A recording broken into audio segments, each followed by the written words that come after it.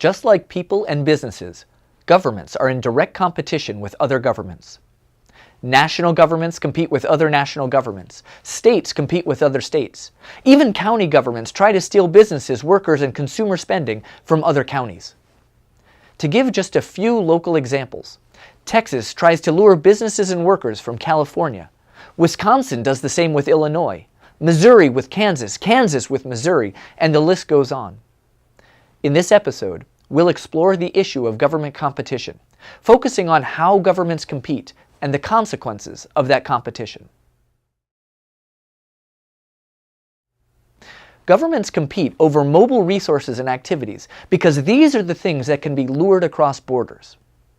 Generally speaking, there are 4 things that governments compete over, 2 having to do with individuals and 2 having to do with companies. On the individual side, governments compete for consumer spending and for people to live and work there, especially wealthy and highly productive individuals. On the company side, governments compete to have companies report their profits inside their borders, and they compete to have companies locate their factories and production there. Now, how do companies compete for these mobile resources and activities? Let's first take the government's competition for consumer spending and individuals. To get consumers to cross the border and purchase from their stores, states can reduce their sales taxes. Some states, like New Hampshire, Oregon, and Montana, have gone so far as to have no sales taxes at all. This choice reduces the final price people pay for products, leading consumers along the border in neighboring states to cross state lines to do their shopping.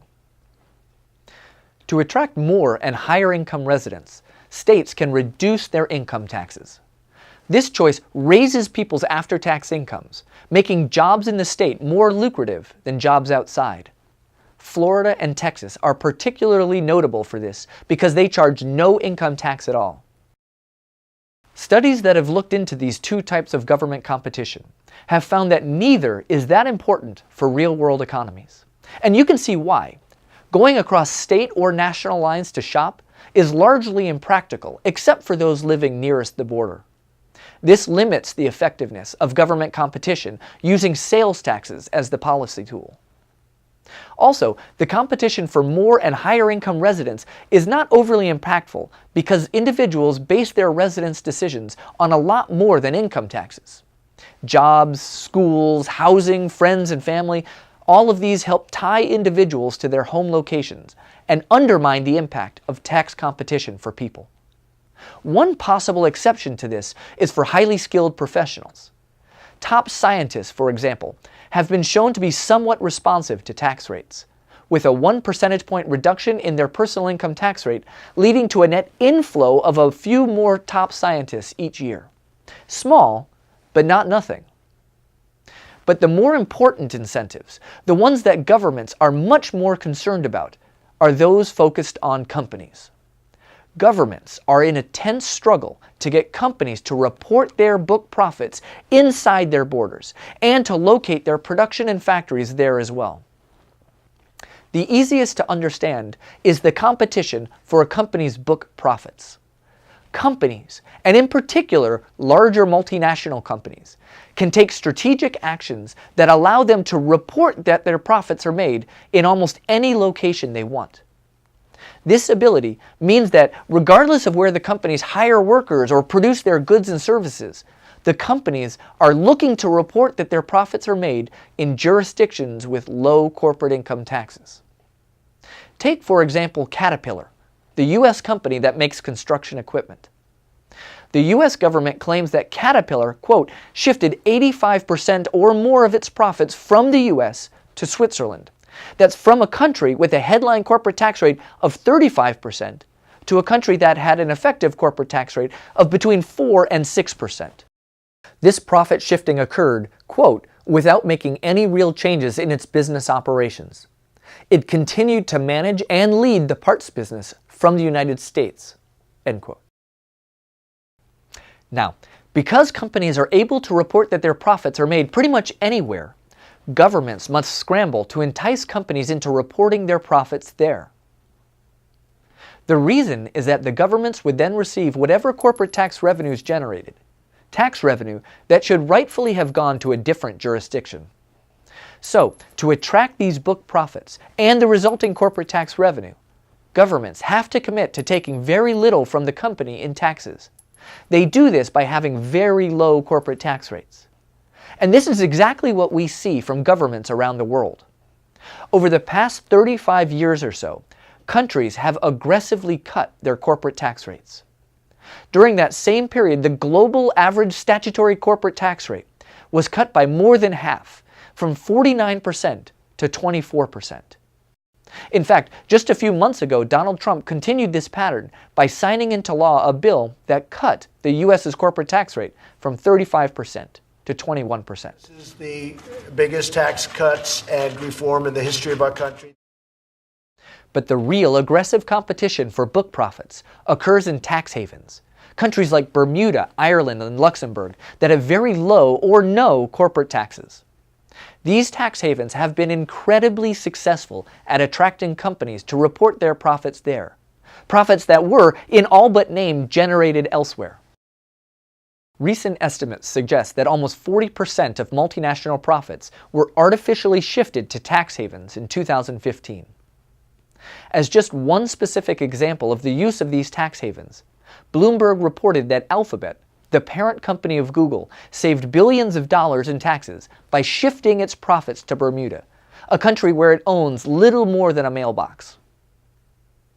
Government competition for corporate capital, that is, to get companies to locate their production and factories inside their borders, depends both on the production opportunities available and on the corporate tax rates.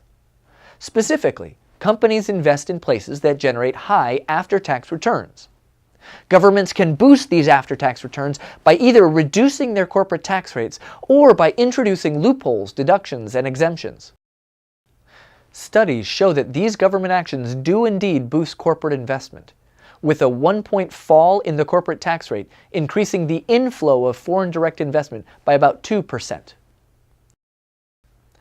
U.S. states have certainly taken this message to heart, as they give somewhere between $45 and $80 billion in direct incentives to businesses each year to have them locate within their borders. So, in their competition for businesses and individuals, for profits and consumer spending, governments frequently rely on cutting both corporate taxes and personal taxes, and these tax cuts are, to varying degrees, effective. Book profits being the most responsive to lower taxes, while workers are largely insensitive to tax rates. Now, the interesting and devastating thing about government competition is that it's a dynamic game, meaning that other governments don't just stand still in response to one government's tax cut. To see this more clearly, imagine two states competing to have companies locate their factories and production within their borders. Suppose the government of State 1 decides to aggressively pursue those companies by reducing its corporate tax rate. This choice lures companies to migrate into the state, bringing with them greater investment, production, employment, and wages. Sounds great for State 1. State 2, however, is doing terribly. Its employment is down, wages are down, production and tax revenues have fallen. In this negative environment, State 2 decides it must do something to counter the outflow. So it decides to cut its own corporate tax rate. This brings back some of the lost business and employment and helps the state recover. But now State 1 is doing worse, leading it to consider further reducing tax rates. This process continues back and forth, with both states feeling the need to reduce their tax rates to prevent companies from fleeing their borders. The fear then is that this aggressive competition across governments leads to a race to the bottom, in which governments are forced to charge rock-bottom tax rates on mobile groups like companies and high-income individuals, or else they'll flee across the border. And compare this final outcome to the original situation. The states have about the same number of businesses as before, but are now taxing those businesses at lower rates. This implies that tax revenues for both state governments have fallen, leading them to either raise taxes on less mobile groups, like smaller businesses or middle-income individuals, or to reduce their spending on public goods like education and roads. This type of scenario could help explain states like Texas that are giving away tens of billions of dollars each year in financial incentives to companies, while at the same time dramatically cutting its spending on public education. Not only do governments work hard to attract desirable resources and activities, but they also use their policies to aggressively push out anything deemed undesirable. An example of the latter is how governments treat the homeless. Governments, and in particular city governments, look for ways to kick the homeless out of their borders. They can do this by creating a harsh and inhospitable environment. No loitering laws are one well-known example, as they allow law enforcement to arrest the homeless for hanging around. But there are many other subtle, yet purposeful design techniques that city planners use to push the homeless out. Cities install harsh public lighting, benches that don't allow the homeless to rest comfortably, and some even put spikes on the ground where the homeless might sleep. All of these are attempts by the government to make the environment hostile enough that the homeless will choose to leave. But of course, the homeless have very few good places to go because other governments respond by also trying to create an inhospitable environment. Thanks for watching.